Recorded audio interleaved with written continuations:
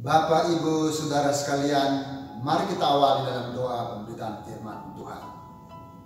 Segala puji syukur, hormat, kebesaran, dan kemuliaan kami kembalikan kepada Tuhan. Hanya karena anugerah kami dimungkinkan tetap sehat, tetap kuat, dan ada sebagaimana ada sampai hari ini. Dan sebentar lagi Bapak, hamba-Mu mau memaparkan firman Tuhan. Mohon Tuhan yang menyertai hamba-Mu melalui kuasa Roh Kudus yang mengurapi hamba-Mu. Karena roh hikmat marifat dari sorga, agar supaya ketika hamba-Mu memaparkan firman Tuhan, firman itu benar-benar menjadi berkat bagi semua jemaat. Kuduskan segenap tubuh jiwa roh hamba, agar supaya hamba-Mu layak di hadapan. Demikian semua jemaat, Engkau juga mengkuduskan mereka, sebab Engkau Allah yang Maha Kudus. Dan dalam kekudusan Tuhan, kami akan melihat kemuliaan dinyatakan di dalam kehidupan kami. Terima kasih Bapa di sorga, kami siap memaparkan firman Tuhan demi satu nama yang ajaib, yaitu Tuhan Yesus Kristus, menembus jiwa kami. Haleluya, haleluya, amin. Haleluya, haleluya, shalom Bapak Ibu Saudara sekalian. Apa kabar hari ini? Doa dan harapan saya, semuanya dalam keadaan sehat, kabar baik luar biasa. Sebab anugerah Tuhan limpah atas kita semuanya. Senang sekali hari ini Tuhan izinkan kita tetap beribadah serta dapat berinteraksi melalui firman Tuhan. Saudara dikasihi oleh Tuhan, izinkan saya menyampaikan satu topik pemberitaan firman Tuhan, yakni pelajaran dari Petrus. Sekali lagi, pelajaran dari Petrus. Perhatikan Alkitab kita masing-masing, pastikan kita dapat berinteraksi melalui firman Tuhan. Saya akan membacakan dari Injil Yohanes pasal 1 ayat 41 sampai 42. Demikian pemberitaan firman Tuhan. Andreas mula-mula bertemu dengan Simon saudaranya, dan ia berkata kepadanya, "Kami telah menemukan Mesias," artinya Kristus. Ia membawanya kepada Yesus. Yesus memandang dia dan berkata, "Engkau Simon anak Yohanes, engkau akan dinamakan Kefas," artinya Petrus. Amin. Pelajaran dari Petrus.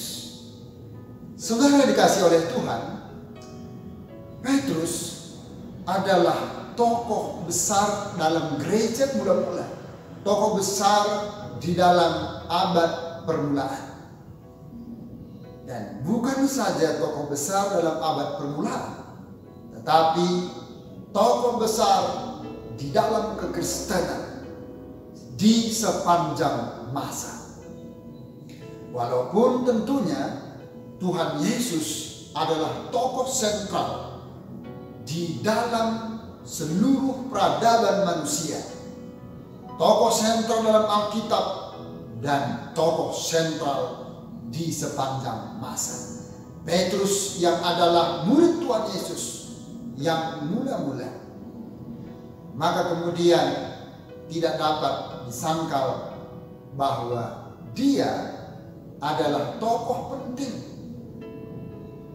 di dalam kekristenan, dimulai dari abad permulaan sampai kepada sepanjang masa.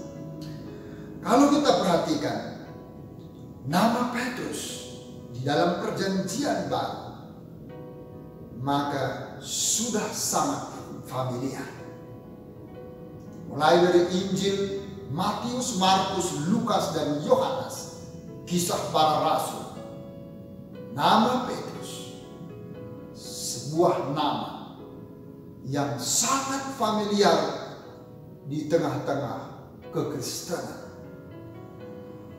Saudara-saudara dikasih Tuhan, pernahkah Anda duduk dan merenungkan mengenai kehidupan yang Yesus namai Kefas ini?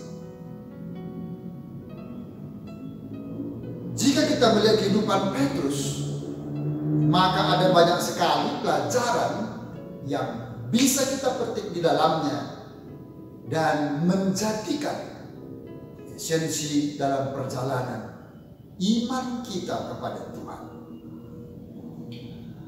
Nama asli Petrus adalah Simeon atau Simon. Nama Aram yang berasal dari kata Simon. Nama dari bahasa Aram yang artinya seorang pelihat, tanda petik, atau Petrus, sebuah batu. Petrus berasal dari Betsaida. Namun selanjutnya ia tinggal di Kapernaum. Tampaknya dia tinggal bersama-sama ibu mertuanya. Petrus memiliki profesi dengan latar belakang seorang nelayan atau penangkap ikan. Betsaida dan Kapernaum terletak di wilayah Galilea, Israel. Sangat menarik ketika kita melihat bahwa catatan keempat Injil, Matius, Markus, Lukas, dan Yohanes, berikan gambaran bahwa Petrus sebagai pribadi yang berbeda, sekali lagi seolah-olah berbeda, dengan catatan dari Lukas di dalam Kisah Para Rasul. Mengapa ada perbedaan? Mengapa seolah-olah kontras? Mari kita menyimak apa kata Alkitab mengenai tokoh penting ini, yakni Simon Petrus. Keempat Injil mencatat Petrus sebagai seorang nelayan biasa. Dia bukan seorang ahli Taurat yang memiliki pendidikan yang begitu tinggi. Dan dia bukan pemungut cukai yang ditakuti oleh masyarakat luas hingga zaman Yesus. Dia juga bukan pegawai di kantornya Herodes yang memiliki kekuasaan. Dia juga bukan dari keturunan kaum bangsawan. Dia bukan siapa-siapa. Dan dia tidak memiliki power di tengah-tengah masyarakat. Dia hanya berprofesi sebagai nelayan. Dalam strata masyarakat, Petrus diposisikan sebagai kaum marginal. Dia hanya dipandang oleh sebelah mata dalam strata masyarakat. Saudara-saudara yang dikasihi Tuhan, Petrus tidak berpendidikan tinggi. Dan Kisah Para Rasul pasal 4 ayat 13. Sebagai seorang nelayan. Tetapi kemudian dia dipanggil oleh Yesus melalui saudaranya, yakni Andreas. Dan titik itulah menjadikan Petrus akhirnya menjadi pengikut Yesus, termasuk kepada salah satu dari 12 murid Tuhan Yesus. Rupanya sebagai pengikut Yesus, Petrus menjadi salah seorang murid, bisa dikatakan sangat dekat dengan Tuhan Yesus.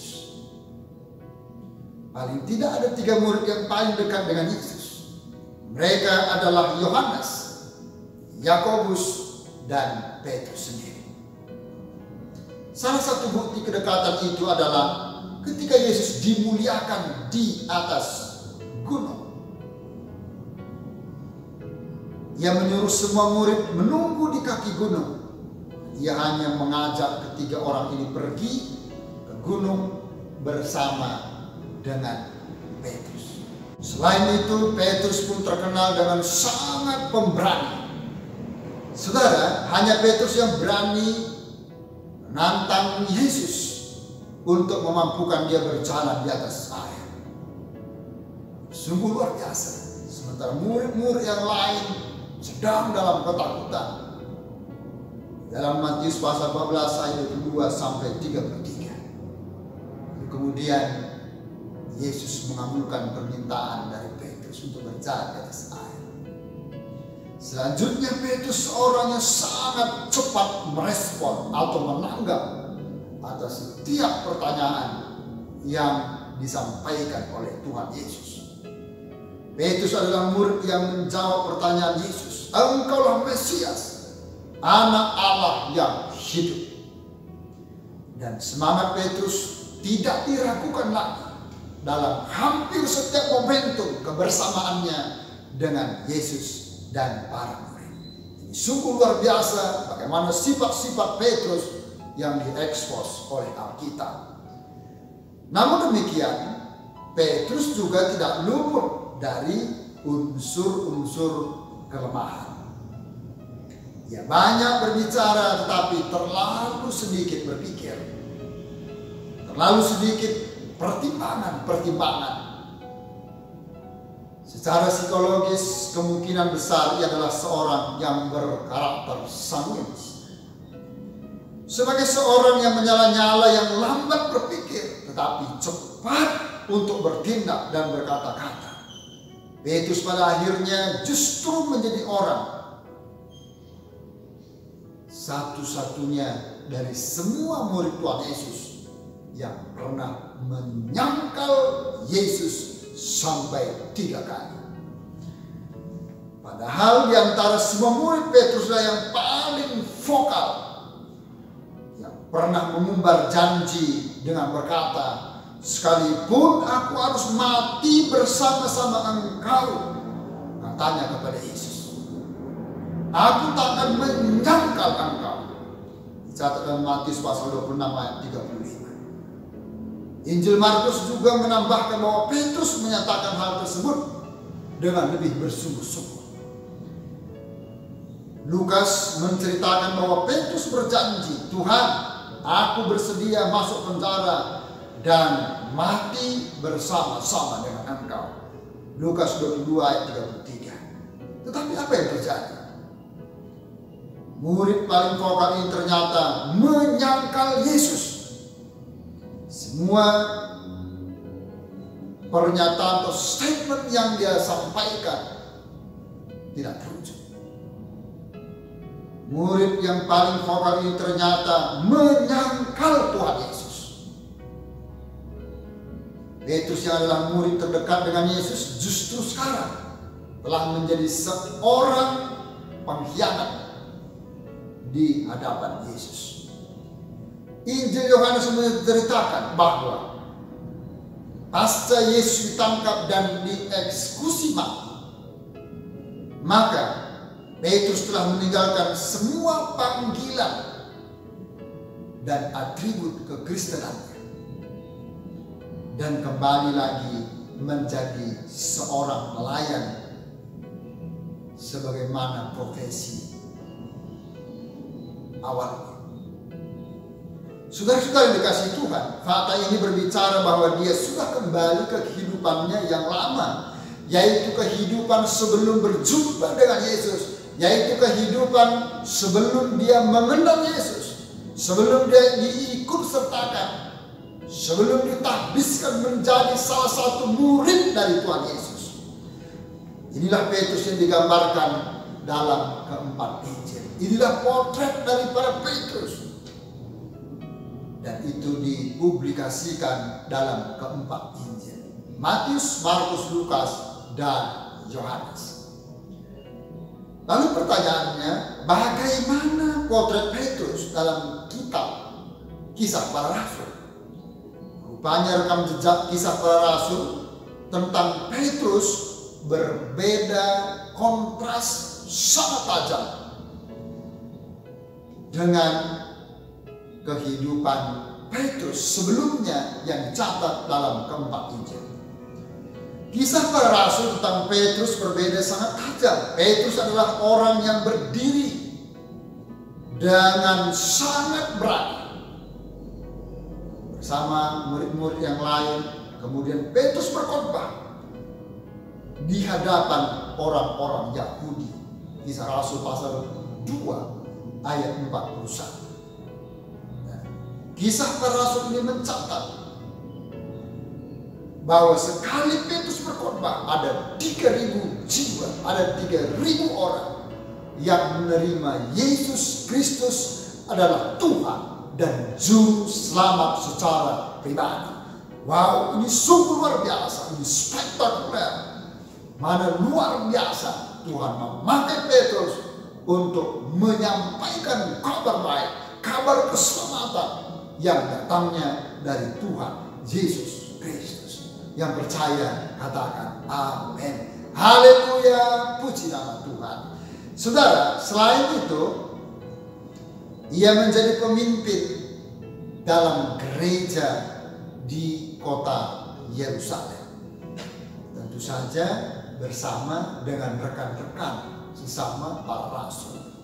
Kisah mengenai Ananias dan Safira selaku jemaat mula-mula yang sepakat berbohong ketika mereka menjual ladang mereka, dan uang dari hasil penjualan itu diletakkan di depan kaki para rasul,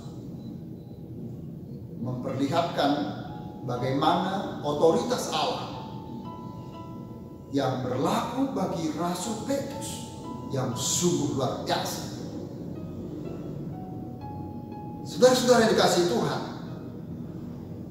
dalam pelayanan karunia kesembuhan, kita mencatat hanya dengan bayangan saja jika Petrus berjalan lewat, bayangannya ketika mengenai orang-orang yang sakit, maka apapun jenis sakit penyakit yang dilalui oleh bayangan Petrus dinyatakan sembuh. Sungguh luar biasa Tuhan memakai Petrus sehingga otoritas Tuhan benar-benar nyata dalam pelayanan karunia kesembuhan yang dipercayakan kepada Rasul Petrus. Demikian juga sampai akhir hidupnya Petrus tetap setia untuk melayani Tuhan, untuk memberitakan firman Tuhan, untuk menjadi hamba Tuhan. Dan Alkitab tidak pernah memberikan lagi bahwa Petrus memiliki rekam jejak seperti yang dicatat sebelumnya dalam keempat Injil. Justru di sini kita mencatat bagaimana kemudian Rasul Petrus dipakai Tuhan dengan luar biasa, memiliki progres yang begitu dahsyat, maju luar biasa. Dan tradisi mencatat, tradisi gereja mencatat bahwa sampai akhirnya Petrus mati dengan cara disalibkan, mati secara martir dengan cara disalibkan terbalik, yakni kepala ke bawah dan kaki ke atas, karena dia tidak merasa layak matinya sama seperti Yesus. Saudara-saudara yang dikasihi Tuhan, apa yang menjadi rahasia perubahan Rasul Petrus yang dicatat dalam keempat Injil dan yang dicatat Lukas dalam kitab Kisah Para Rasul? Yang pertama adalah Petrus diterima kembali dengan kasih ilahi di dalam Tuhan Yesus Kristus. Hanya Yesus satu-satunya pribadi yang mampu menerima dengan tangan yang terbuka, yakni kehidupan Rasul Petrus yang memiliki rekam jejak yang sangat buruk, yang pernah menyangkal Yesus sampai 3 kali. Namun setelah Petrus menginsafi, dia menyesali atas setiap kesalahannya. Lalu kemudian dia bertobat, dia datang kepada Tuhan. Tuhan Yesus menerima dengan sangat terbuka. Itu dicatat dalam Yohanes 21 ayat 15 sampai 19. Kemudian yang kedua adalah kuasa kebangkitan Kristus. Dengan kuasa kebangkitan Yesus Kristus yang pernah mati dan pada hari ketiga dia bangkit dari kematian, maka dengan kuasa itu mengubah sifat-sifat atau karakteristik Petrus yang buruk kemudian menjadi luar biasa baik. Orang yang tadinya menyangkal Yesus yang adalah Tuhan dan Juru Selamat, sekarang dengan sangat berani, dengan roh yang bernyala-nyala, dia memberitakan firman Tuhan, dia memberitakan nama Yesus adalah Tuhan dan Juru Selamat, sampai akhirnya dia menjadi martir. Kemudian yang ketiga, Petrus menerima baptisan Roh Kudus. Kata lain, Roh Kudus itu dicurahkan kepadanya. Roh Kudus itu menghinggapi Petrus. Roh Kudus itu memenuhi kehidupan Petrus. Roh Kudus itu menolong Petrus untuk kemudian berbicara melalui firman Tuhan dengan sangat berani, dan dalam pelayanan disertai dengan kuasa yang luar biasa, yakni kuasa Roh Kudus. Saudara dikasihi oleh Tuhan, ini adalah kunci perubahan dalam hidup Petrus, kunci yang begitu mengubah kehidupan Petrus dengan sangat drastis. Saudara dikasihi Tuhan, kunci yang merubah Rasul Petrus adalah kunci yang sangat penting, adalah kunci yang sangat utama, yang juga sanggup untuk mengubah hidup Anda dan saya, untuk mengubah hidup kita semuanya. Kita perlu kunci utama ini, yakni kasih Allah, kuasa kebangkitan Yesus Kristus, dan baptisan Roh Kudus atau kepenuhan kuasa Roh Kudus dalam setiap orang yang percaya kepada Yesus Kristus, yang memberikan kekuatan, memberikan kemampuan, memberikan kesanggupan untuk kemudian menjadi murid Tuhan Yesus, menjadi pelayan Tuhan Yesus, mengabdikan diri sepenuhnya kepada Tuhan Yesus tanpa ada lagi rasa takut, tetapi dengan penuh keberanian berjalan dalam kebenaran firman Tuhan, dan secara all out, secara total terus melayani Tuhan, melayani pekerjaan Tuhan sesuai karunia, talenta, dan kapasitas Tuhan percayakan kepada Rasul Petrus. Demikian kepada Anda dan saya. Puji nama Tuhan. Nah, saudara-saudara dikasih oleh Tuhan, Allah sanggup untuk mengubahkan kita semua. Allah di dalam Yesus Kristus berkuasa untuk mengubah kita semua melalui kasih Allah, melalui kuasa kebangkitan Yesus Kristus, dan melalui kuasa Allah, yakni kepenuhan kuasa Roh Kudus atau baptisan kuasa Roh Kudus. Nah, oleh sebab itu saudara, Allah sanggup juga mengubahkan setiap kegagalan kita. Allah sanggup mengubahkan bagaimana Rasul Petrus yang inkonsisten, pengecut, penakut, lalu kemudian diubah Tuhan menjadi seorang yang sangat pemberani di dalam melayani Tuhan, melayani pekerjaan Tuhan. Saudara dikasihi Tuhan, Allah sanggup untuk mengubah setiap orang, seperti Tuhan Yesus mengubah Rasul Petrus menjadi pribadi yang dipakai Tuhan dengan luar biasa, hidup dengan setia, melayani Tuhan dengan setia sampai akhir dari hidupnya. Maka dia Tuhan dapati setia mati martir menjadi berkat bagi setiap orang yang percaya kepada Kristus. Saudara, hal yang sama, Tuhan juga berkuasa untuk mengubah kehidupan Anda dan saya. Kita mengakui bahwa ada banyak kali kita mengalami kelemahan-kelemahan. Ada banyak kali kita melakukan perilaku-perilaku yang tidak diperkenankan oleh Tuhan. Tapi dengan kuasa firman Allah di dalam Yesus Kristus, Tuhan berkuasa mengubah hidup Anda dan saya. Dia rindu, Tuhan rindu untuk menjadikan Anda dan saya menjadi seorang yang percaya kepada Kristus dengan label yang setia sampai akhir hidup kita.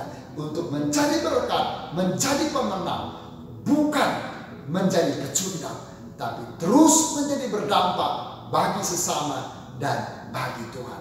Seorang tokoh Kristen berkata, Oswald Sanders mengatakan, orang-orang Farisi melihat Petrus sebagai seorang nelayan yang tidak berpendidikan, yang tidak layak untuk dipandang.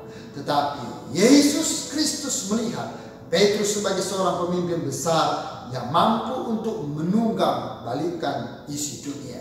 Itulah cara Yesus memandang diri Petrus. Dan dengan cara yang sama, Tuhan Yesus memandang diri Anda dan saya. Segala kemuliaan bagi Tuhan. Tuhan Yesus memberkati. Shalom. Mari kita berdoa bersama-sama. Terima kasih Bapa di sorga untuk berkat firman-Mu yang sudah Kamu paparkan pada hari ini. Hamba menyadari hamba terbatas menyampaikan firman. Namun Allah Roh Kudus berkuasa menyampaikan firman-Mu secara detail, secara kompleks, secara mendalam. Teruslah Engkau berbicara kepada kami. Roh Kudus juga yang menajamkan firman, meneguhkan, meteraikan, menjadi rema, menjadi berkat bagi kami semua. Tolong kami Tuhan, supaya kami mengalami kuasa kebangkitan Kristus yang mengubah pola hidup kami, pola pikir kami, perkataan kami, perilaku kami.